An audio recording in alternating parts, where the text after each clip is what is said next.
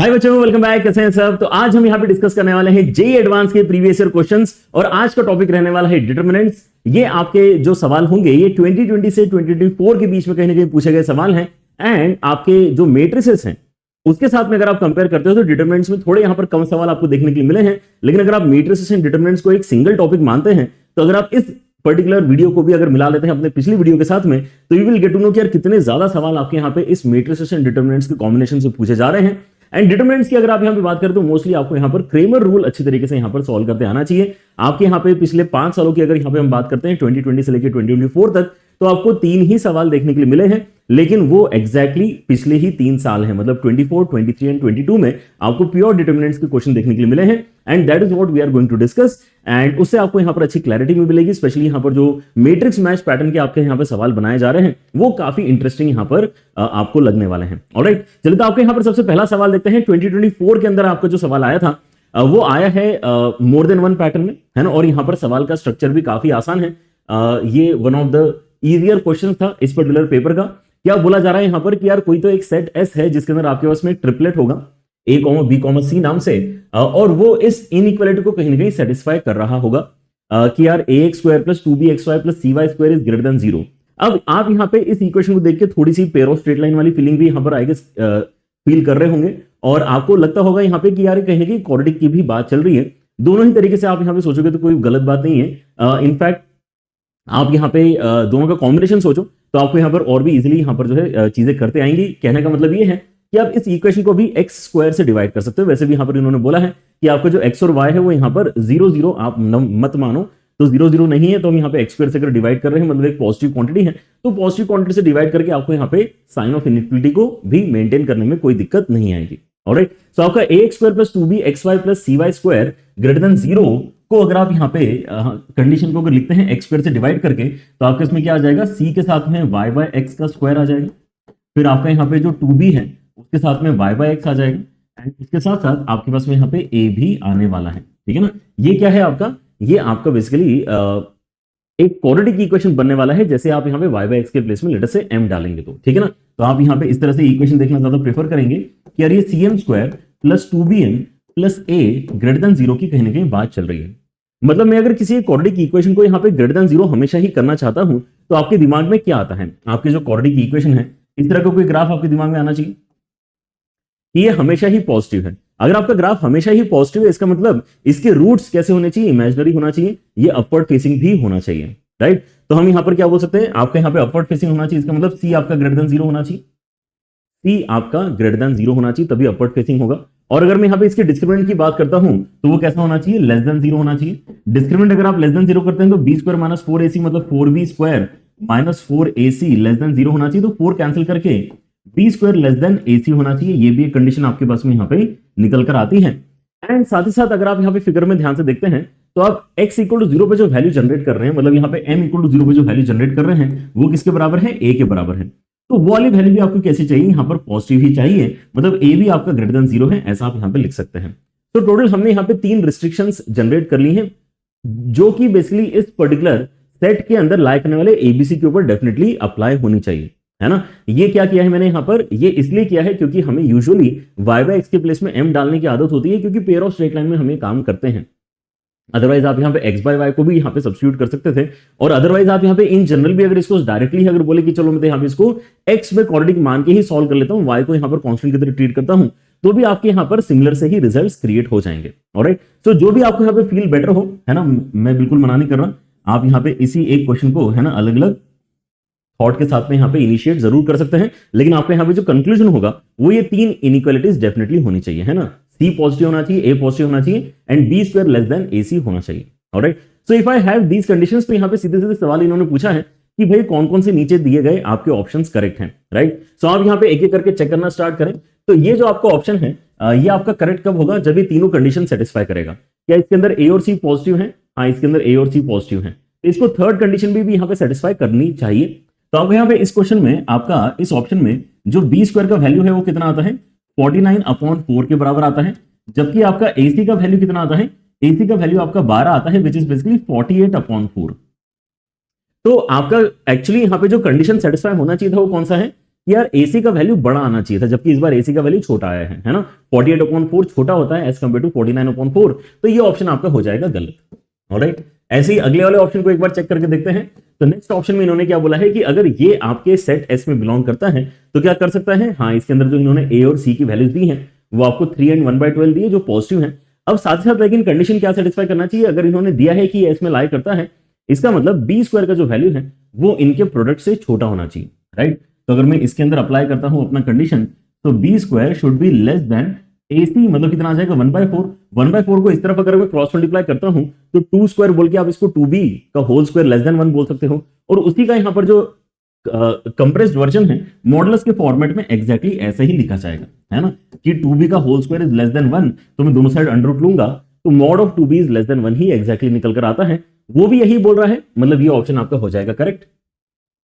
फिर आगे देखते हैं यहां पर क्या बोल रहा है, for given equation, for given ABC which belongs to S the system of linear equations this has a unique solution. तो सिस्टम ऑफ इक्वेशन का यहां पर सवाल है, इसलिए हम यहां पे इस वीडियो में इसको डिस्कस कर रहे हैं, अदरवाइज अभी तक तो यहां पर डिटरमिनेंट का कोई खास काम आया नहीं था, राइट। सो ये मिक्स प्रॉब्लम है ऐसा आप यहां पर मान सकते हैं, तो इसको क्वाड्रेटिक में भी डिस्कस किया जा सकता था या फिर किया भी होगा, यहां पर क्वाड्रेटिक वाला भी वीडियो आप जाके देख सकते हैं, बट मोटा मोटा आप यहां पे देख सकते हैं कि यार इसके अंदर दो ऑप्शंस जो हैं वो डिटरमिनेंट से रिलेटेड नहीं है, लेकिन आगे के तो जो ऑप्शंस हैं वो डेफिनेटली आपकी लीनियर इक्वेशन के सॉल्यूशंस की बात कर रहे हैं, तो डिटरमिनेंट वाली कैटेगरी में आते हैं, अगेन क्रेमर रूल की कैटेगरी में आते हैं। ऑलराइट, सो आपके इसमें यहाँ पे जो आइडिया है दैट इज कि भाई यूनिक सॉल्यूशन के लिए आपको कमेंट किस पे करना होता है, डेल्टा पे कमेंट करना होता है। यहाँ पे दो इक्वेशन दो वेरिएबल है तो आपका डेल्टा भी छोटा बनने वाला है, तो डेल्टा क्या है, ए बी एंड सी ही आपका डेल्टा है, जिसको सॉल्व करके कितना आ जाएगा आपके इसमें AC माइनस बी स्क्वायर आ जाएगा। अब ये AC माइनस बी स्क्वायर जो भी है कोई ना कोई पॉजिटिव क्वांटिटी है, मतलब जीरो नहीं है, ये कोई ना कोई पॉजिटिव क्वांटिटी, क्योंकि यहाँ पे AC greater than b square है, ये हम जानते हैं बिकॉज इसने बोल के रखा है कि हम जो ABC की बात कर रहे हैं वो सेट S में बिलोंग करने वाले ही आपके ABC हैं, राइट। और जैसे आप ये गारंटी लेते हो कि यार ये ग्रेटर देन जीरो है मतलब जीरो नहीं है, नॉट इक्वल टू जीरो, तो यहाँ पे यूनिक सॉल्यूशन की भी गारंटी मिलती है, मतलब आपका सी ऑप्शन भी करेक्ट हो जाएगा। अगर आप ऐसे ही अगले वाले को देखते हो तो ऐसा लगता है कि ऑलमोस्ट सेम ही क्वेश्चन इन्होंने क्रिएट कर दिया है, तो we will not change our direction of solution. आप यहाँ पे यूनिक सॉल्यूशन निकालना चाहते हैं लेकिन इक्वेशंस आपकी थोड़ी सी बदल सी गई हैं, तो हम ऐसा करते हैं कि अपना नया डेल्टा यहाँ पे लिख लेते हैं। डेल्टा क्या आएगा आपका, यहाँ पे a+1 है, उसके साथ में आपके उसमें b है, फिर आपके उसमें यहाँ पे b है और यहाँ पे आपका c+1 है। तो अगर आप इसको ओपन करते हैं तो आपके इसमें कितना आ जाएगा, a+1 इंटू c+1, उसके साथ में माइनस ऑफ बी स्क्वायर आ रहा है। मतलब अगर आप ओवरऑल इसको ओपन करते हैं तो आपके उसमें यहाँ पे 1 + a + c + ac minus b square ऐसा क्रिएट होगा। So now what you can conclude from here again is, यार देखो आप यहाँ पे कॉम्बिनेशन अगर देखते हो तो AC minus b square definitely आपका कैसा है, पॉजिटिव है, आपका A भी अलग से पॉजिटिव है, C भी अलग से पॉजिटिव है और 1 तो पॉजिटिव होता ही है। मतलब आप इन सब चीजों को अगर ऐड करोगे तो ये गारंटी है कि फिर से ग्रेटर देन जीरो आएगा, जैसे कि यहाँ पर भी गारंटी हमें मिल रही थी। और अगर कोई भी चीज ग्रेटर देन जीरो है तो जीरो नहीं हो सकती ऑब्वियसली, मतलब ये नॉट इक्वल टू जीरो वाली कंडीशन डेल्टा की क्रिएट हो रही है, और डेल्टा की नॉट इक्वल टू जीरो वाली कंडीशन है मतलब यहाँ पर यूनिक सॉल्यूशन है, मतलब आपका डी ऑप्शन भी यहाँ पे सही मार्क किया जा सकता है, राइट। आप यहाँ पे नोटिस कर सकते हैं कि ये आपके इस पेपर का है ना, मैंने इनिशियली इजी क्वेश्चन है क्यों बोला था, क्योंकि आप किसी भी ऑप्शन को जब चेक करना स्टार्ट कर रहे हैं वो इतने से कैलकुलेशन से ही आपका पूरा सॉल्व हो जा रहा है, जबकि जेईई एडवांस में ऐसे भी क्वेश्चन आ सकते हैं जिसके अंदर एक एक ऑप्शन को सॉल्व करने में आपको यहाँ पे एक एक पेज लग जाए, राइट। सो आप यहाँ पे है ना इस तरह के सवाल अगर एग्जाम में ढूंढ पाते हैं तो डेफिनेटली आपने उनको अटेम्प्ट करना चाहिए, ऑलराइट। तो now let us move on to JEE advance का, जेईई एडवांस 2023 का सवाल, एंड 23 में आपको यहाँ पर मैच द कॉलम का यहाँ पर सवाल आया है। मैच द कॉलम का फिर से यहाँ पर ये वाला जो सवाल है ये हम पहले उस तरीके से सॉल्व करेंगे जो एग्जाम में ज्यादा अप्रिशिएट किया जाएगा एग्जाम में, क्योंकि हम यहाँ पे जब भी सॉल्व करते हैं तो हम बेसिकली आंसर तक पहुंचने की कोशिश करते हैं ना, तो हमारे पास में यहाँ पे मैच द कॉलम में सहूलियत होती है कि हम काफी सारे रिस्ट्रिक्शंस के साथ में खेल रहे होते हैं, तो बहुत कम चीजें सॉल्व करके भी हम यहाँ पे फाइनल आंसर को डीकोड कर पाते हैं, ठीक है ना। तो इस बात का ख्याल हम रखेंगे कि हम बहुत ज्यादा यहाँ पे सॉल्व करने की ट्राई नहीं करेंगे इनिशियली, आपको एक्सप्लेन करने के लिए यहाँ पर मैं बाकी आगे उसको एक्सप्लेन भी कर दूंगा सॉल्यूशन को, कि जो जो हमारी चीजें बच गई हैं उनके अंदर क्या डिस्कशन एक्चुअली आपने समझने चाहिए। लेकिन पहले समझते हैं कि एग्जाम में अगर ऐसा सवाल आता है तो आपने किस डायरेक्शन में अटेम्प्ट लेके जाना चाहिए, ऑलराइट। तो आपके पास में यहाँ पे क्लियरली तीन इक्वेशंस हैं। लेट अल्फा बीटा गामा भी real numbers, consider the following system of equations, जहां पे आपको एक्स वाई जेड में तीन इक्वेशंस मिल रही है और हमें यहाँ पे मैच द कॉलम खेलना है, ऑलराइट। सो ये जो भी कंडीशन आपको यहाँ पे दिखाई दे रही है अल्फा बीटा वाली कंडीशन, अगर आप कुछ भी जनरेट करना चाहते हैं तो इस तरह के क्वेश्चन में अल्फा बीटा वाली कंडीशन जनरेट कैसे होगी, आपका जो डेल्टा वाला इक्वेशन है वही लिख के होगी, तो हमने डेल्टा लिखने से तो अभी देखो नहीं कतराना है, डेल्टा तो हमने लिख ही लेना चाहिए। तो डेल्टा क्या है आपका यहाँ पे, डेल्टा बनता है आपका 1 2 एंड उसके साथ में 1, फिर आता है 1 0 एंड अल्फा, एंड उसके साथ में आता है 2 -3 एंड बीटा।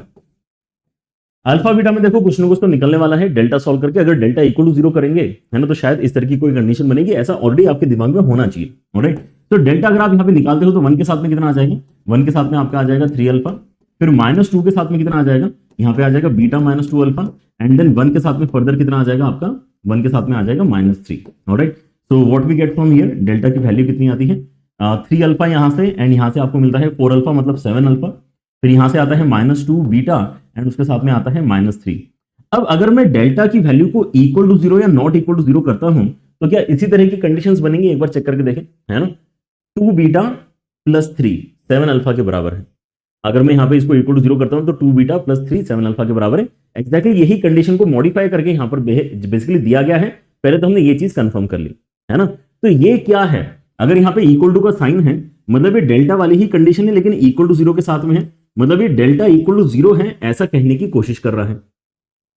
वैसे यहां पर भी वही सेम चीज लिखी है, मतलब ये भी डेल्टा इक्वल टू 0 वाले केसेस को डिस्कस करना चाहता है, जबकि यहां पे नॉट इक्वल टू लगा दिया है, मतलब हम इसके अंदर डेल्टा नॉट इक्वल टू 0 की बात कर रहे हैं। अब डेल्टा नॉट इक्वल टू 0 की बात करें मतलब यूनिक सॉल्यूशन तो कंफर्म्ड है। यहाँ पे इस पर्टिकुलर ऑप्शन में यूनिक सॉल्यूशन ही आपका आने वाला है। ये तो इसी पॉइंट पे हमें पता चल गया, आगे और कुछ करने की इनफैक्ट जरूरत भी नहीं है।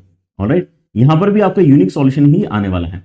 लेकिन अब आप यहाँ पे अगर देखते हैं तो आपको यूनिक सॉल्यूशन डेफिनेटली दिखता है as one of the options, लेकिन आपको कुछ सॉल्यूशंस भी यहाँ पर पर्टिकुलरली दिए गए हैं। तो हो सकता है कि इनमें से किसी ऑप्शन पे वो लेके आपको जाना चाहे, राइट। तो थोड़ा सा आगे डिस्कस करना पड़ेगा इस यूनिक सॉल्यूशन वाले केस को फॉर श्योर, लेकिन अभी पहले डेल्टा इक्वल टू 0 वाले केस को हम देख सकते हैं। अब डेल्टा अगर आपने यहाँ पे 0 कर लिया है पहले दो ऑप्शंस के अंदर, तो उसके साथ में आपको एडिशनल कंडीशन जो मिलती है वो क्या है, गामा के ऊपर आपको कंडीशन मिलती है। अब गामा कहां लिखा है, गामा आपके कांस्टेंट वाले कॉलम में लिखा हुआ है। तो हम यहाँ पे क्या करेंगे, ऑब्वियसली डेल्टा जेड के ऊपर ज्यादा से ज्यादा फोकस हम यहाँ पे करेंगे, क्योंकि आप यहाँ पे नोटिस करो कि आपके यहाँ पे जो पहला और दूसरा कॉलम है वो तो ऑलरेडी काफी अच्छे नंबर्स हैं, लेकिन जो आपका तीसरा कॉलम है जो जेड वाले आपके कोएफिशिएंट्स हैं उसके अंदर कहीं ना कहीं आपको अल्फा बीटा वेरिएबल्स भी नजर आ रहे हैं। तो अगर मैं डेल्टा की मदद से डेल्टा जेड क्रिएट करूंगा तो बेसिकली इस कॉलम को रिप्लेस करूंगा कॉन्स्टेंट्स की मदद से, तो मेरा गामा है ना बिना अल्फा बीटा के कॉम्बिनेशन को सोचे गामा ही सीधे सीधे मेरे यहाँ पे आ जाएगा। ऑलराइट, इसलिए यहाँ पर डेल्टा जेड हमने सोचना चाहिए। तो डेल्टा जेड के अंदर आपके पहले दो कॉलम्स 1 1 2 देन उसके बाद में 2 0 -3 होने वाले हैं। यहाँ पे आ जाएगा आपका 7 11 गामा, 7 11 गामा। ऑलराइट, तो इसको अगर मैं सॉल्व करता हूं तो मेरे पास में 1 के साथ में कितना आ रहा है, मेरे पास 1 के साथ में 33 आ रहा है। फिर उसके बाद में -2 के साथ में कितना आ जाएगा, गामा -22 आ जाएगा, एंड देन 7 के साथ में कितना आ जाएगा, 7 के साथ में आपका -3 आ जाएगा। ऑलराइट, तो यहाँ से कितना हो गया है, बेसिकली 21 अगर मैं सब्ट्रैक्ट करता हूं तो मेरे उसमें 12 बचेगा, एंड देन उसके बाद में -2 गामा के साथ में आपका +44 बचेगा। मतलब ये कितना आ रहा है आपके उसमें टोटल 56 -2 गामा आ रहा है। अगर आप 2 कॉमन निकालते हैं तो ये बेसिकली आपका 28 माइनस गामा हो जाएगा। So now why 28 is important वो हमें यहाँ पे क्लियर हो जाता है कि यार अगर यहाँ पे गामा की वैल्यू 28 हुई तो आपका डेल्टा जेड भी 0 होगा, और गामा की वैल्यू 28 नहीं हुई तो आपका यहाँ पे डेल्टा जेड 0 नहीं होगा। तो यहाँ पे किस ऑप्शन को आप ज्यादा अच्छी तरीके से यहाँ पे आंसर कर सकते हैं, जहां पे आपका गामा 28 नहीं है। क्योंकि अगर आपको बोलता है कि डेल्टा इक्वल टू 0 है लेकिन डेल्टा जेड 0 नहीं है, अगर आपका गामा जो है वो 28 नहीं है तो इसका मतलब आपका डेल्टा जेड 0 नहीं है, तो ये कॉम्बिनेशन गारंटी करता है नो सॉल्यूशन को। तो हम यहाँ पे जो गारंटी मिल रही है उसको पहले यहाँ पे कंफर्म कर लेते हैं ताकि हम ऑप्शन चेकिंग वाले स्टेप पे जा पाएंगे। ऑलराइट, सो आपका यहाँ पर जो ऑप्शन चेकिंग है वो क्यू का 2 ये सबसे पहले यहाँ पे निकल कर आता है कि क्यू ऑप्शन आपका 2 पे ही जाना चाहिए। अब क्यू ऑप्शन आपका क्योंकि 2 पे जाना चाहिए तो हम इन दोनों में से किसी को लेना चाहेंगे, मतलब आपके सी और डी ऑप्शन तो देखो बिल्कुल ही गलत है। फिर से मैं अभी यहां पर जो है इस क्यू ऑप्शन को तो पूरा एक्सप्लेन कर चुका हूं, लेकिन अब इसके आगे आप ध्यान से देखो कि मैं बहुत ज्यादा सॉल्व नहीं करूंगा, लेकिन मैं सही ऑप्शन ए और बी में से ढूंढ के एटलीस्ट अपना फाइनल नंबर यहां पे कंफर्म करने की आपको यहां पर अभी टेक्निक बता रहा हूं। फिर आप यहां पे ऑब्वियसली है ना आगे डिस्कशंस देख लेना जहां पर मैं आपको बता दूंगा कि एग्जैक्टली हमने यहां पे कैसे ऑप्शंस तक पहुंचना चाहिए। राइट, वो क्या है नॉलेज के लिए है, क्योंकि हम यहाँ पे मिले हैं तो एज ए टीचर आपको नॉलेज भी पूरा देना यहाँ पर बनता है, तो वो भी हम यहाँ पे काम करेंगे। लेकिन ज्यादा इंपॉर्टेंट है आपके एग्जाम में नंबर। तो आप यहाँ पे नोटिस करें कि अगर आप यहाँ पे कंफर्म कर चुके हैं कि ए और बी में से ही आपके यहाँ पर सही ऑप्शंस आने वाले हैं, तो आपका पी जो है वो तो 3 पे ही जाएगा, तो मैं क्यों कैलकुलेट करूं इसको, है ना। मेरे पास जितने ऑप्शंस बचे हैं उन ऑप्शंस के हिसाब से पी तो 3 पे ही जाना चाहिए। एंड वैसे ही आपका एस जो है वो 4 पे ही जाना चाहिए, तो मैं इसको भी कैलकुलेट करने में ज्यादा इंटरेस्टेड नहीं हूं। एस वाली वैल्यू मेरी 4 पे ही जाने वाली है। तो मैं किस चीज को भी यहां पे कैलकुलेट करने में इंटरेस्टेड हूं, मैं केवल यहां पे आर के बारे में डिस्कशन देखना चाहता हूं। आर क्या है, definitely delta not equal to 0 वाला आपका सॉल्यूशन है। अब सुनना ध्यान से, आप बिना किसी कैलकुलेशन के यहां पे ए और बी में से करेक्ट आंसर निकालने वाले हो। आप यहां पे डेल्टा नॉट इक्वल टू 0 वाले सिनेरियो को क्योंकि डिस्कस कर रहे हो, मतलब ये तो पक्की बात है कि अल्फा बीटा गामा जो भी आपने यहां पे माने होंगे, है ना, आना तो यूनिक सॉल्यूशन है, राइट। अच्छा, यूनिक सॉल्यूशन आप यहां पे आ रहा है तो आप आर को ऑब्वियसली 1 पे लेके जा सकते हो, है ना। तो आप आर को 1 पे लेके जा सकते हो, है ना, इसके अंदर कोई ऐसा गलत बात नहीं है। लेकिन आर जो दूसरा आपको यहां पे दिखाई दे रहा है वो 5 पे जा रहा है। आर आपके 5 पे जा रहा है, और आर अगर आपका 5 पे जा रहा है तो मतलब ये बेसिकली शायद हो सकता है कि वो जो यूनिक सॉल्यूशन आ रहा है वो एक्जैक्टली यही है। हमें नहीं पता, अभी हमने देखा नहीं है, राइट। लेकिन हो सकता है कि वो यूनिक सॉल्यूशन जिसकी यहां पर बात चल रही है वो एक्जैक्टली यही निकल कर आ रहा है। देन इन दैट केस ये भी सही हो जाएगा। लेकिन अगर ये सही हो भी गया तो भी ये गलत थोड़ी हो सकता है।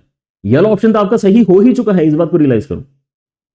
तो आप काउंटर यहां पे थॉट देके बोल सकते हैं कि मतलब ये वाला ऑप्शन एक्चुअली सही नहीं होना चाहिए, अदरवाइज ए और बी दोनों सही हो जाएंगे। इसीलिए आप एग्जाम में अगर बस इतना भी अगर सॉल्व करोगे तो भी आपको ए आंसर मार्क करके पूरे नंबर मिलेंगे, और ये इसका सही आंसर भी है।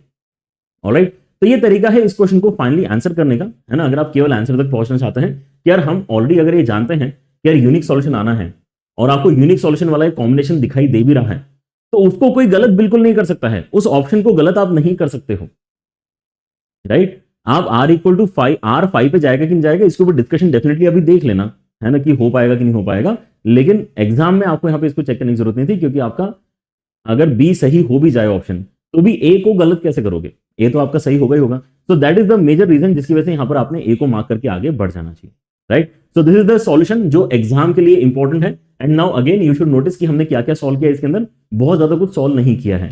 तो मेट्रिसेस के अंदर आपको मोस्टली जो सवाल देखने के लिए मिल रहे हैं पिछले कुछ सालों में, उसमें बिकॉज ऑफ सच कंस्ट्रेंट्स, है ना, जैसे हमने इसके पहले भी यहां पर जो डिस्कशंस किए उसके अंदर आपने देखा है कि यार होता क्या है कि आपको कुछ इक्का दुक्का ही यहां पर जो है स्टेटमेंट अच्छी तरीके से एनालाइज करना होता है, and you actually find the correct options from A B C D, right. So try to learn how to do option elimination in case of matrix match. Matrix match one of the weakest आपके JEE advance का pattern है, because of this reason constraints इतने ज्यादा आ जाते हैं कि पूरा question कभी सॉल्व ही नहीं करना पड़ता, right. So try to analyse the question properly. आपने यहां पर जो है इस क्वेश्चन में केवल डेल्टा निकाला है, डेल्टा जेड निकाला है, और बस यहां पे बातें करते ही आपका यहां पर आंसर आ गया है। सो डेल्टा और डेल्टा जेड तो आप जेईई मेन के क्वेश्चन में भी निकालते थे। क्रेमर रूल के हर क्वेश्चन में delta, delta x, delta y, delta z में से कोई तो दो आप निकाल के अपना काम करते थे। तो अभी आपने जो कैलकुलेशन किया है वो तो यहाँ पे जेईई मेन लेवल का ही है, लेकिन हाँ थॉट आपने थोड़ा सा घुमा फिरा के यहाँ पे, और पैटर्न ऑब्वियसली है ना जेईई एडवांस पैटर्न का आपने सवाल सॉल्व कर दिया है। अब यहाँ पे आते हैं कि भाई ऐसे ही अगर सॉल्व करना होता तो भाई फिर वीडियो सॉल्यूशन क्यों देखते हैं, है ना। अगर आप वीडियो सॉल्यूशन देख रहे हैं तो आपको यहाँ पे कुछ सीखने की आई गेस कोशिश आप करना चाह रहे हैं कि यार आया ही क्यों, ये वाला ऑप्शन यहीं पे क्यों आया, है ना, क्या गारंटी कि यहाँ पर इनफाइनाइट सॉल्यूशन बनेगा। क्योंकि अगर आप यहाँ पे अब कंप्लीट सॉल्यूशन डिस्कस करें तो if you don't want to see the complete solution, अगर आप केवल आंसर में इंटरेस्टेड है तो you can skip to the next question. बाकी यहाँ पे ज्यादा इंपॉर्टेंट क्या है समझना कि यार हम कैसे गारंटी करें, अगर ये मेरे पास में सपोर्ट एलिमेंट नहीं होता तो मैं कैसे गारंटी करता कि यार यहाँ पे डेल्टा इक्वल टू 0 है, डेल्टा जेड भी मेरा 0 है, मेरा डेल्टा भी 0 है, मेरा डेल्टा जेड भी 0 है, और तब मैं यहाँ पे इनफाइनाइट सॉल्यूशन कैसे गारंटी कर सकता हूँ, क्योंकि अभी मैंने यहाँ पे डेल्टा एक्स और डेल्टा वाई तो निकाले ही नहीं है, राइट। तो उसको यहाँ पे सॉल्व करने का एक आपका अलग तरीका मैं आपको बताता हूं, क्योंकि अगर आप यहाँ पे इस चक्कर में फंसोगे कि आपको डेल्टा एक्स भी निकालना है, डेल्टा जेड भी निकालना है, तो थोड़ा समय आपको ज्यादा लग सकता है। उसके प्लेस में आप यहाँ पे एक जो है तरीका यूज कर सकते हैं, जिसके अंदर आपको 3D के प्लेन वाला आइडिया में सजेस्ट कर रहा हूँ, ठीक है ना। तो ऑब्वियसली अगर आप यहाँ पे स्टूडेंट नए नए हैं जिन्होंने यहाँ पे अभी वेक्टर 3D नहीं पढ़ा है, तो you can basically hold this kind of solution for some time and then you can come back and watch जब आप वेक्टर 3D पढ़ लोगे।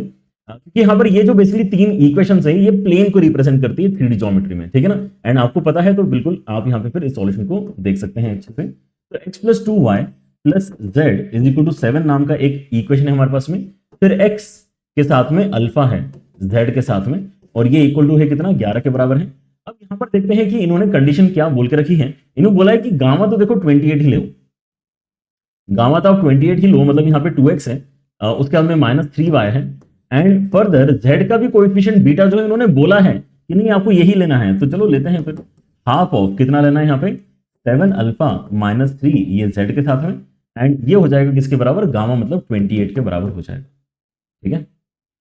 तो मुझे यहाँ पर जो है एक बहुत ही इंटरेस्टिंग बात पता है। पहली बात तो ये कि यार ये तीनों के तीनों किसी एक प्लेन को रिप्रेजेंट कर रहे हैं, और अगर आप यहाँ पे इन तीनों प्लेन्स में से किसी भी एक प्लेन को बाकी दोनों प्लेन्स की मदद से अगर लिख पाते हो तो मतलब वो फैमिली ऑफ प्लेन्स की इक्वेशन कहलाती है। और फैमिली ऑफ प्लेन का यहाँ पर जो फोटो आपका बनता है वो कैसे बनता है? फैमिली ऑफ प्लेन्स का फोटो आपका कुछ इस तरह से बनता है। ऑलराइट, कि भाई दो प्लेन्स इंटरसेक्ट कर रहे हैं, जैसे कि आपकी बुक होती है ना। बुक को अगर आप यहाँ पे ओपन कर देते हैं, यहाँ पे बीच में आपका एक बाइंडिंग वाला सेक्शन आता है, एंड देन वहीं से एक पेपर भी निकल रहा होता है। तो आप यहाँ पे ध्यान से देखिए कि इस तरह का कोई पेपर अगर आपका निकल रहा है, ठीक है ना, तो ये जो बाइंडिंग वाला सेक्शन है ये आपके बुक का फ्रंट कवर, बुक का बैक कवर, और यहाँ पे जो बीच वाला पेज है, उन सभी में बाइंडिंग वाली जो लाइन है वो कॉमन है, राइट। तो वैसे ही आपने यहाँ पर इमेजिन करना चाहिए कि यार मेरे पास में लेटर से ये प्लेन 1 है, मेरे पास में ये प्लेन 1 है, मेरे पास में ये प्लेन 2 है, और मेरे पास में ये प्लेन 3 है। ऑलराइट, तो मैं यहाँ पर कह रहा हूं कि क्या मैं प्लेन 3 की इक्वेशन प्लेन 1 एंड प्लेन 2 की मदद से लिख सकता हूं क्या? अगर लिख सकता हूं तो यहाँ पर ये फैमिली ऑफ प्लेन का कॉन्सेप्ट है, और यहाँ पे आपके इनफाइनाइट सॉल्यूशंस कंफर्म हो जाएंगे। Alright, so based on what we have currently, आप यहाँ पे थोड़ी हेल्प भी ले सकते हैं। जैसे कि आप यहाँ पे जो प्लेन नंबर 1 है उसके अंदर से प्लेन नंबर 2 को पहले ले लो।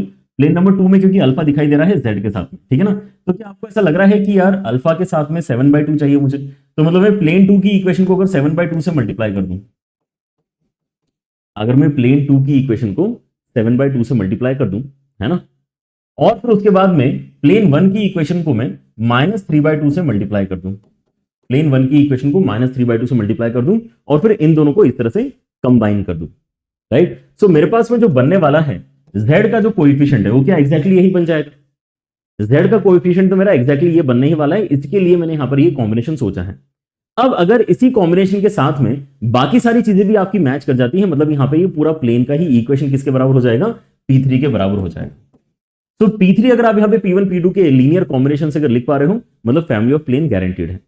ये वाला आपको कॉन्सेप्ट इजी तभी लगेगा जब आप यहां पे इसको थोड़ा प्रैक्टिस कर चुके होंगे। ऑलराइट, तो एक बार आप यहाँ पे है ना इस तरह के क्वेश्चंस प्रैक्टिस डेफिनेटली करिए। आपको यहाँ पर जो है एक बार बस देखना है कि भाई 7/2 यहाँ पर आएगा P2 के साथ में, फिर यहाँ पे -3/2 आएगा तो कितना बचेगा? 4/2 मतलब 2 बनेगा, यहाँ पर भी 2 ही लिखा है। फिर आप y के साथ में भी यही काम करेंगे। 7/2 अगर आपने यहाँ पे मल्टीप्लाई किया तो y का तो टर्म ही नहीं है, यहाँ पर आपको -3/2 मल्टीप्लाई करना है, -3/2 मल्टीप्लाई करेंगे तो -3y आएगा, एक्जैक्टली सेम टर्म आ रहा है। सेम काम ये कॉन्स्टेंट्स के साथ में भी करके देखते हैं। 7/2 आपने यहाँ पे मल्टीप्लाई किया तो कितना हो जाएगा? 77/2 हो जाएगा। एंड वैसे आपने यहाँ पे -3/2 किया तो आपके इसमें -21/2 हो जाएगा, और जब आप दोनों को मिलाते हो तो 56/2 करके आपके यहाँ पर 28 भी मैच कर जाएगा, राइट। सो दिस गारंटीज कि आपके इसमें यहाँ पे इनफाइनाइट सॉल्यूशन ही यहाँ पे इस पर्टिकुलर कॉम्बिनेशन के निकलेंगे। Alright, family of planes indicates infinite solutions. तो हमने यहाँ पर जो इनफाइनाइट सॉल्यूशन को यहाँ पे मार्क किया है, हमने उस चीज को भी यहाँ पे कंप्लीटली डिस्कस कर लिया है। इसको भी कंप्लीटली डिस्कस कर लिया, इसको भी कंप्लीटली डिस्कस कर लिया है। अब ये वाले बात करते हैं जहां पे यूनिक सॉल्यूशन तो कंफर्म्ड है, लेकिन अभी बोल रहा है कि नहीं नहीं, अब इसके साथ में अब सॉल्यूशन क्या है एग्जैक्टली वो ढूंढ के बताओ। सॉल्यूशन क्या है वो ढूंढ के बताओ। तो यहां पर आप ध्यान से देखो कि यूनिक सॉल्यूशन तो आने वाला है, लेकिन यूनिक सॉल्यूशन में इन भाई साहब ने अल्फा की वैल्यू तो कंफर्म कर दी, लेकिन गामा बोल के रखा है बस कि 28 मत लेना। गामा बस बोल के रखा है कि 28 मत लेना, जबकि नीचे वाले में इसने बोला है कि अल्फा की वैल्यू 1 लेके गामा की वैल्यू भी 28 ही लेना। तो ये ज्यादा स्पेसिफिक ऑप्शन है, पहले इसको सॉल्व करना चाहिए हमने। एस ऑप्शन को पहले फोकस में लाते हैं, राइट। तो एस ऑप्शन में फिर से आपके इसमें इतना सारा डेटा है तो उसको हम यहाँ पे यूज करेंगे। एंड अल्फा की वैल्यू 1 है आपके उसमें, तो अल्फा कहां डालेगा? यहां डालेगा, राइट। पहली वाली इक्वेशन तो वैसे भी कांस्टेंट है, तो आपके पास में यहाँ पे x + 2y + z = 7। Second equation में आपका अल्फा है, तो यहाँ पर आपके 1 डालने पे क्या बन जाएगा? x + z = 11 बन जाएगा। एंड थर्ड इक्वेशन में आपको क्या करना है? आपको बस ये ध्यान देना है कि बीटा की वैल्यू आपकी क्या नहीं होना चाहिए। अगर आप यहाँ पे 1 डालते हैं तो आपको यहाँ पे 2 मिलेगा, तो बीटा की वैल्यू 2 नहीं होना चाहिए, इस बात को हम ध्यान रखेंगे। तो 2x - 3y and plus beta z, और राइट हैंड साइड में आपको गामा की वैल्यू एक्जैक्टली कितनी डालनी है? 28 ही डालनी है, ऐसा ये बोल रहे हैं। बस यहाँ पे साइड में लिख देते हैं कि beta should not be equal to 2, ऐसे इन्होंने बोल रखा है, राइट। सो ये तीनों इक्वेशंस अगर आपके पास में हैं तो आप यहाँ पे इनका यूनिक सॉल्यूशन ढूंढ के बता सकते हैं। देखो यूनिक सॉल्यूशन तो आएगा ही आएगा, यूनिक सॉल्यूशन तो आएगा ही आएगा, इस बात की गारंटी है, ठीक है ना। लेकिन वो कितना आएगा बस यही आपको डिस्कस करना है। And now to solve this, मेरे ख्याल से आपको यहाँ पे क्लियरली दिखना चाहिए कि आप क्या क्या यहाँ पे कर सकते हैं। आप यहाँ पे इन दोनों इक्वेशंस को डायरेक्टली सब्ट्रैक्ट कर दो तो आपके इसमें y की वैल्यू आ जाएगी कितनी? -2 के बराबर आ जाएगी, है ना। इन दोनों को अगर आप सॉल्व करते हैं, राइट, सो अगर आप इनको सब्ट्रैक्ट करते हैं तो आपके इसमें 2y = कितना आ जाएगा? -4। एंड इस वजह से y की वैल्यू आपकी आ जाएगी -2। तो y की वैल्यू तो देखो आपने -2 ही रखना चाहिए, है ना। अपार्ट फ्रॉम दैट आपका यहाँ पे अब जो भी कॉम्बिनेशन बनेगा एक्स और जेड के लिए वो ऑप्शन चाहिए, आप यहाँ पे चेक कर लो एक बार, ठीक है ना। तो हमारे पास में -2 वाला एक ऑप्शन है, तो इसको एक बार हम चेक करके देख लेते हैं कि y की वैल्यू तो देखो -2 से ही यहाँ पे काम आपका बनने वाला है, क्योंकि जो ऑप्शन आपके पहले दो इक्वेशंस को ही सेटिस्फाई नहीं करेगा तो वो तीनों का कॉमन सॉल्यूशन कैसे हो सकता है। जो भी कॉमन सॉल्यूशन है तीनों का वो एटलीस्ट ऊपर वाले दोनों को सेटिस्फाई करेगा ही हमेशा, मतलब y की वैल्यू तो देखो -2 होना ही चाहिए। अब 11 और z भी आपका 0 है ना, यहाँ पे काम करता है कि नहीं करता, इस चीज को हम यहाँ पे फर्दर चेक करना चाहते हैं। तो 11 - 2 0 चेक करना चाहते हैं। 11 - 2 0 क्या इसका यूनिक सॉल्यूशन है, आप यही चेक करो। आप ये चेक करने पे क्यों जा रहे हो, आप यहाँ पे डायरेक्टली यूनिक सॉल्यूशन निकालने के पीछे क्यों नहीं पड़ रहे हो, क्योंकि आपको वैसे भी बीटा तो दिया नहीं उसने, तो यूनिक सॉल्यूशन खुद से तो यहाँ पे निकाल नहीं सकते। तो डिपेंडिंग अपॉन बीटा आपके उसमें यहाँ पे अलग अलग आंसर्स आ सकते हैं शायद, इसलिए आप यहाँ पे ऑप्शन चेकिंग पे ज्यादा डिपेंड करना चाहते हो, ठीक है ना। तो आपको यहाँ पर 11 - 2 0 अगर आप डालते हैं तो क्या ये सेटिस्फाई कर देता है आपका 11 - 2 एंड 0, बिल्कुल 7 वैल्यू आती है आपकी। 11 - 2 तो डालने की वाई जगह नहीं है, तो यहाँ पे 11 एंड 0 डाल के आपका 11 आ जाता है। एंड 11 - 2 डाल के आपका एक्चुअली 28 भी आता है कि ये भी चीज चेक कर लो, क्योंकि यहाँ पे 0 है तो फर्क नहीं पड़ता कि आप बीटा कितना लोगे। तो जिस तरह से इसने ऑप्शन क्रिएट किया है वहां पे बीटा पे डिपेंडेंसी एक्चुअली नहीं आ रही है ना। बीटा की वैल्यू अगर आप बस 2 नहीं लेते हो तो यहाँ पे आपको ये वाला यूनिक सॉल्यूशन डेफिनेटली मिल जाएगा, and this actually is the right answer. तो आप इसको ऑलरेडी मार्क भी कर चुके हैं, एस को आप यहाँ पे ऑलरेडी 4 पे भेज चुके हैं। अब यहाँ पर मुझे बताओ कि ये वाला ऑप्शन आपका यहाँ पर बस रेस्ट अभी यहाँ पर बचा हुआ है, आर वाला जो ऑप्शन है जिसके अंदर बेसिकली यूनिक सॉल्यूशन यहाँ पे गारंटीड है। अब आपको अल्फा की वैल्यू 1 भी लेना है और गामा की वैल्यू 28 नहीं लेना है। अब गामा की वैल्यू अगर आपको 28 नहीं लेना है ना, तो ऑब्वियसली ये वाला ऑप्शन तो आपका सही नहीं हो सकता, 4 वाला ऑलरेडी यहाँ पर जो है आपका जा चुका है।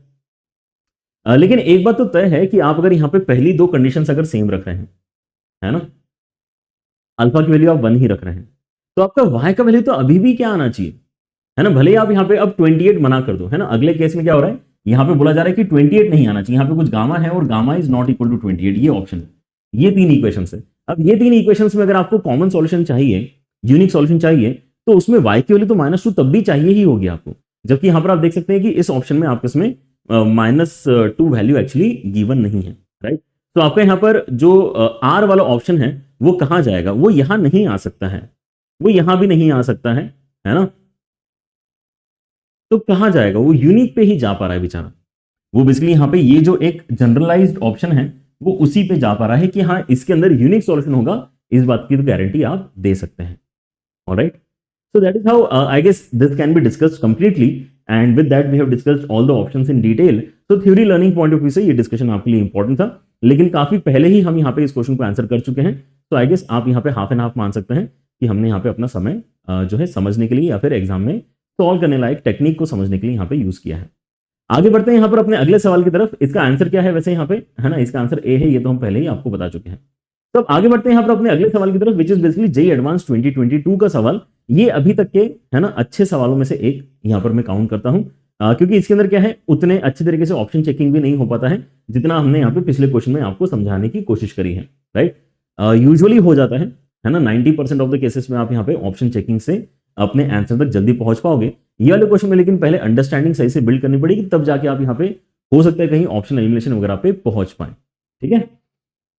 सवाल क्या है, सवाल ऐसा है कि यार यहाँ पर इन्होंने 3 इक्वेशंस तो दी है, लेकिन अब यहाँ पे 3 अननोन्स भी हैं, पी क्यू एंड आर, जिसकी वजह से आपको थर्ड इक्वेशन में, है ना, कुछ दिक्कत फेस हो सकती है। फिर पी क्यू आर में इन्होंने खास बात क्या बताई कि ये आपके 10th, 100th and 1000th terms हैं एक हार्मोनिक प्रोग्रेशन के। अब हार्मोनिक प्रोग्रेशन के ये टर्म्स है, ऐसा इन्होंने लिख दिया है, इसका ये मतलब नहीं कि आउट ऑफ सिलेबस है। कई सारे बच्चे यहाँ पर बोलते हैं कि हार्मोनिक प्रोग्रेशन तो सिलेबस में नहीं है। नहीं, हम भी यहाँ पे क्लास में हार्मोनिक प्रोग्रेशन जितना पढ़ते हैं उतना तो आपको पता ही होना चाहिए, राइट। कि हार्मोनिक प्रोग्रेशन मतलब क्या है कि यार इनके जो रेसिप्रोकल्स होंगे वो सारे टर्म्स आपके एक अरिथमेटिक प्रोग्रेशन के पार्ट होंगे, ऑलराइट। तो यहाँ पे कहने की रेसिप्रोकल करना इंपॉर्टेंट है, वो भी यहाँ पर हमें समझ में आता है, क्योंकि हार्मोनिक प्रोग्रेशन हमें यहाँ पे डायरेक्टली तो सॉल्व वैसे भी नहीं करना होता, आपको हमेशा उसके रेसिप्रोकल को एपी बना के ही सॉल्व करना होता है, राइट। तो वो हमारे यहाँ पे काम रहना चाहिए।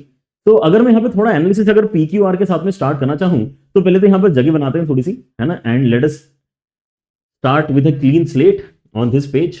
आप यहाँ पर देखो कि यार मेरे पास में जो क्वेश्चन बोल रहा है उसके हिसाब से क्या होगा कि यार पी क्यू आर, अगर मेरे यहाँ पे कुछ पी क्यू एंड आर, है ना, बीच में बहुत सारे टर्म्स है, लेकिन अल्टीमेटली ये किसके टर्म्स है, ये एचपी के टर्म्स है। अगर ये हार्मोनिक प्रोग्रेशन के टर्म्स है तो आपके यहाँ पे 1/p जो है, फिर बहुत टाइम के बाद में 1/q नाम की एक चीज आएगी एंड 1/r नाम की भी एक चीज आएगी। ये सब आपके अरिथमेटिक प्रोग्रेशन में होना चाहिए, तो इस एपी का फर्स्ट टर्म आप ए मान लो और कॉमन डिफरेंस डी मान लो, इस एपी का, है ना। ये लेकिन तीनों कॉन्सिक्यूटिव टर्म्स नहीं है एपी के, ये बड़े दूर दूर वाले टर्म्स है। ये 10th टर्म है, वो 100th टर्म है, और वो आपका 1000th टर्म है। ऑलराइट, लेकिन चलो ये जो भी एक सिंगल एपी के टर्म्स है तो हम यहाँ पे उसको ए और डी के टर्म्स में तो डेफिनेटली एक्सप्रेस कर सकते हैं। तो आपको यहाँ पर सबसे पहले तो इस क्वेश्चन में यही करना है कि अपने कंस्ट्रेंट्स को अब ए और डी में चेंज करना है। तो आपको यहाँ पर ये जो 1/p है, ये कौन से लोकेशन का टर्म है? 10th लोकेशन का टर्म है, मतलब इसको a + 9d जैसा लिख सकते हैं। वैसे ही आपका जो ये 1/q है, ये 100th लोकेशन का टर्म है, तो आप इसको a + 99d जैसा लिख सकते हो। और जो आपके यहाँ पे 1/r है, वो क्योंकि आपका 1000th लोकेशन का टर्म है, तो ये इसको आप 99d ऐसा लिख सकते हैं।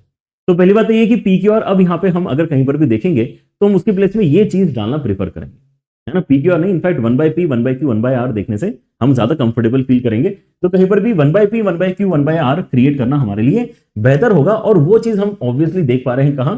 इस लास्ट इक्वेशन में देख पा रहे हैं।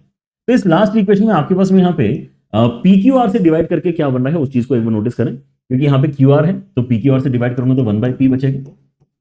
फिर यहां पर आपके पास में पी आर है तो 1/q बचेगा, और यहां पे आपके पास में पी क्यू है तो 1/r बचेगा। ठीक है, ओके, यहां पे z कर लेते हैं, y कर लेते हैं, है ना, x y एंड z।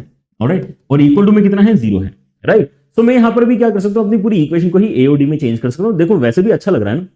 अच्छा क्यों लग रहा है? क्योंकि अभी यहां पर आपके उसमें पी क्यू और 3 अननोन चीजें हैं।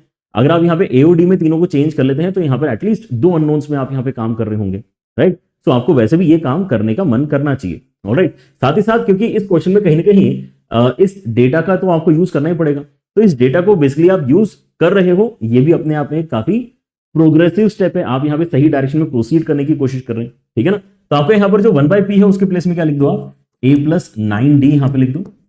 ये आपकी इक्वेशन क्रिएट हो गई है अब अच्छी वाली।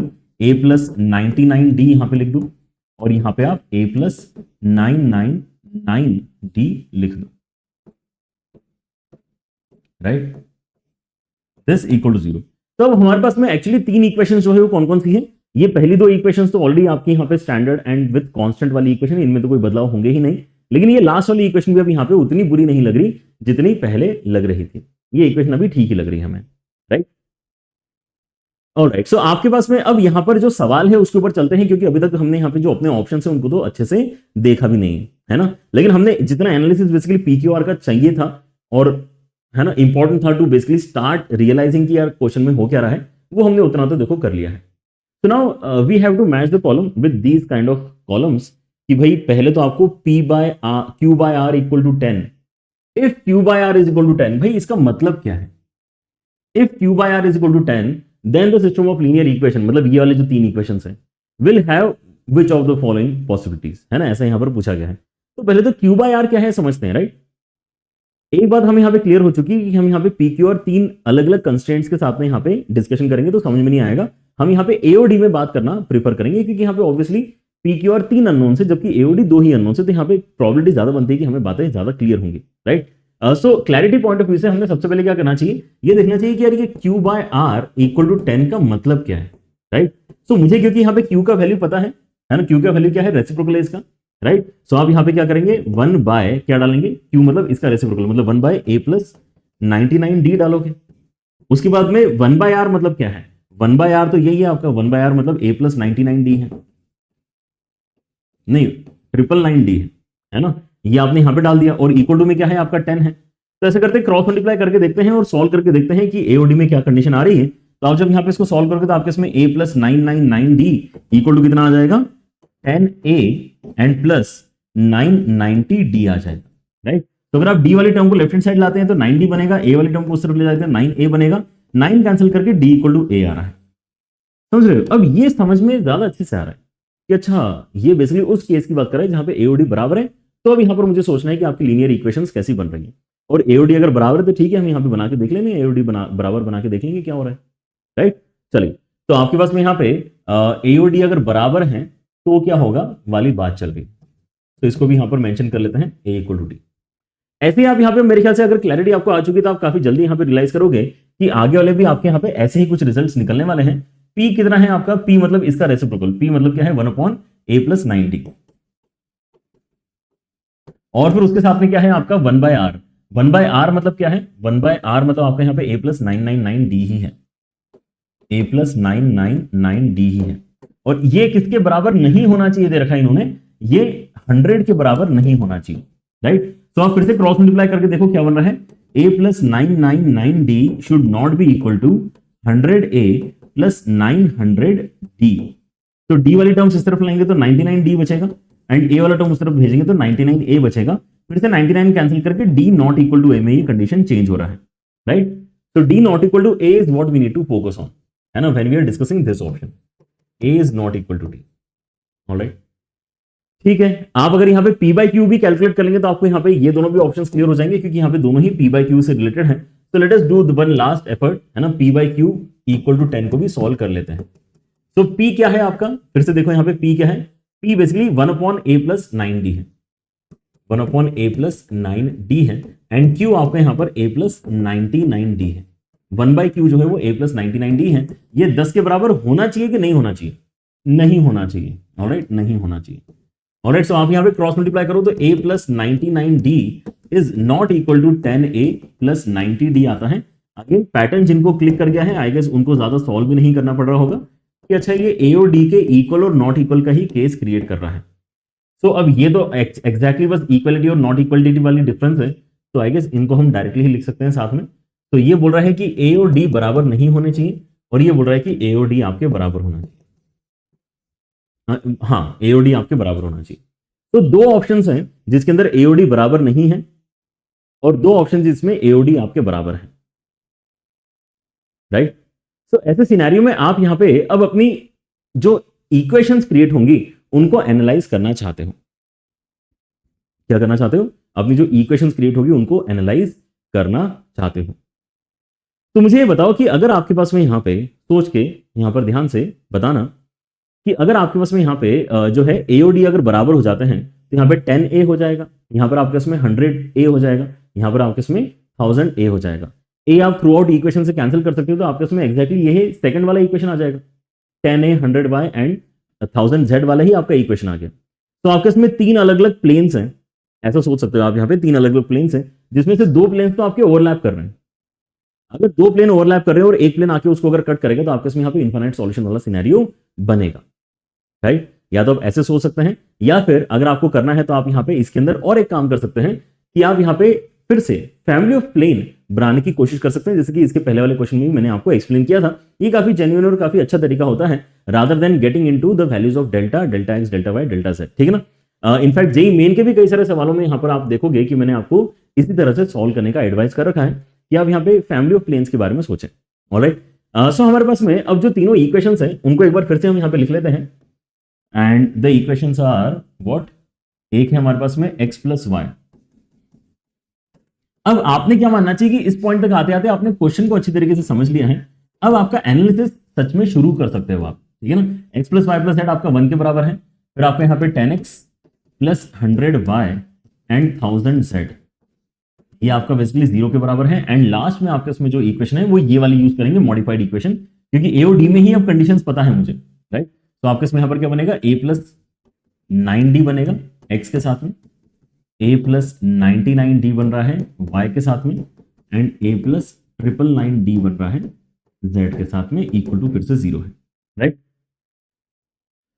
तो हम यहां पर एक बहुत ही शानदार सा काम कर सकते हैं। आप यहां पर ऐसा कुछ सोच सकते हो कि अगर मैं इक्वेशन 2, इक्वेशन 3 को अगर मैं यहां पे सब्ट्रैक्ट कर देता हूं d टाइम्स ऑफ इक्वेशन 2 के साथ में, d टाइम्स, क्योंकि d भी कोई एक कांस्टेंट है, यूजुअली हम यहां पे 2 टाइम्स 3 टाइम्स सब्ट्रैक्ट कराते हैं। इसके पिछले वाले क्वेश्चन में मैंने आपको 7/2 3/2 है ना, वो भी यहां पे सब्ट्रैक्ट करने के लिए बोला था।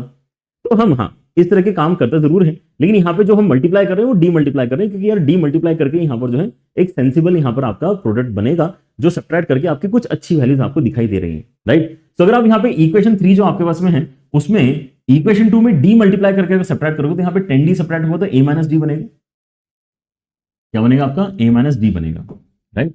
किसके साथ में, x के साथ में। फिर यहाँ पे भी अगर आप 100d सब्ट्रैक्ट करोगे तो आपका फिर से a माइनस डी बनेगा y के साथ में, एंड वैसे ही आप यहां पे भी सब्ट्रैक्ट करोगे तो आपका a माइनस डी बनेगा z के साथ में, इक्वल टू 0 आ रहा है, राइट। ये क्या है, कॉम्बिनेशन ही तो है, ये आपके इन दोनों का कॉम्बिनेशन है। अब इन दोनों के कॉम्बिनेशन से ही क्या आपको अगला वाला प्लेन भी क्रिएट करते आ रहा है क्या, हमें इसके बारे में सोचना है। तो a माइनस डी अगर आप यहां से कॉमन निकालते तो आपके इसमें यहाँ पे x plus y plus z बनता है और इक्वल टू में 0 है। नाउ द पॉइंट इज कि अगर तो आप यहां पे बोलते हो कि a और d आपके बराबर नहीं है, a और d अगर आपके बराबर नहीं है तो फिर आप कभी भी इसको इसके साथ में यहां पे कॉमन सॉल्यूशन जैसा कभी भी नहीं क्रिएट कर पाओगे। आपके इसमें a माइनस डी अगर यहां पे 0 नहीं है तो आप इससे डिवाइड करके उसको कंज्यूम करवा लो, तो ये आपका इक्वेशन बन जाएगा क्या, सिंप्लीफाई करके x plus y plus z equal to 0 और ये बनेगा x plus y plus z equal to 1। तो आप जो बाकी दोनों प्लेन्स हैं इनकी मदद से जो फैमिली ऑफ प्लेन क्रिएट कर पा रहे हैं वो x plus y plus z equal to 0 रहेगा, जबकि आपको चाहिए था x plus y plus z equal to 1। Now x plus y plus z equal to 0 and x plus y plus z equal to 1 are parallel planes, तो इनमें कभी भी कुछ कॉमन नहीं आ पाएगा आपका। एंड बिकॉज ऑफ दैट अगर a और d आपके बराबर नहीं है देन ये नो सॉल्यूशन को जनरेट करेगा, है ना। तो यहां पर जो कंक्लूजन ऑलमोस्ट आप निकालने वाले हैं, अब ऑलमोस्ट सवाल का अंत होने वाला है कि अगर a और d आपके बराबर नहीं है तो ये सीधे सीधे आपके नो सॉल्यूशन को ट्रिगर कर देगा, क्योंकि यहां पे दोनों इक्वेशन में लेफ्ट हैंड साइड सेम है लेकिन RHS में यहां पे 0 और वहां पर आपका 1 है, राइट। लेकिन अगर आपका a और d बराबर हो गया तो क्या, अगर आपका a और d बराबर हो जाता है, राइट, सो ये वाली इक्वेशन में आप कैसे इमेजिन कर सकते हो, जैसे कि यार ये तो सेटिस्फाई हो ही जाएगी, a और d अगर आपके बराबर थी वाली इक्वेशन तो आपकी सेटिस्फाई हो ही जाएगी। मुझे अब ऐसे सॉल्यूशन चाहिए होंगे जहां पे ऊपर वाली इक्वेशन भी आपकी सेटिस्फाई हो जाए, राइट। और जो पॉइंट्स ऊपर वाली इक्वेशन को सेटिस्फाई करेंगे वो नीचे वाली इक्वेशन को तो सेटिस्फाई कर ही जाएंगे, क्योंकि नीचे वाली इक्वेशन तो किसी भी पॉइंट के लिए सेटिस्फाई हो जाएगी when a and d are equal. समझ रहे हो इस बात को, when a and d are equal नीचे वाली इक्वेशन तो किसी भी x y z के कॉम्बिनेशन के लिए सेटिस्फाई हो ही जाएगी, राइट। लेकिन अगर मुझे कॉमन सॉल्यूशंस की तलब है, मुझे यहां पर जो बेसिकली रिक्वायरमेंट है वो कॉमन सॉल्यूशन की है, तो हम यहां पे क्या बोलेंगे, जो ऊपर वाले सॉल्यूशन है वो इसके साथ में कॉमन बोल के हम यहां पे इनको है ना सॉल्व हो जा रहे हैं ऐसा बोल देते हैं, राइट। तो हम यहां पर बोलेंगे कि चलो अब ऊपर वाले के ऊपर फोकस करते हैं, लेकिन हाँ कितने आएंगे, इनफाइनाइट सॉल्यूशंस आएंगे, क्योंकि इस प्लेन पे लाइक करने वाले इनफाइनाइट पॉइंट्स हैं, वो सभी पॉइंट्स इसको भी सेटिस्फाई करेंगे, क्योंकि इसको तो सभी सेटिस्फाई करेंगे, राइट।